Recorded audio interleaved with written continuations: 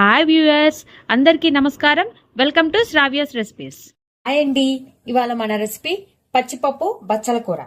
పచ్చిపప్పు బచ్చల కూరకి కావాల్సిన పదార్థాలు ఏందో చూద్దామా.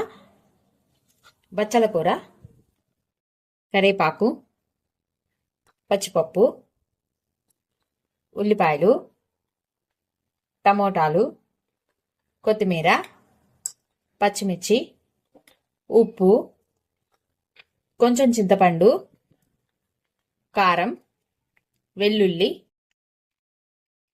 తాలింపు గింజలు, ఇక ఇంగువ, కొంచెం జీలకర్ర.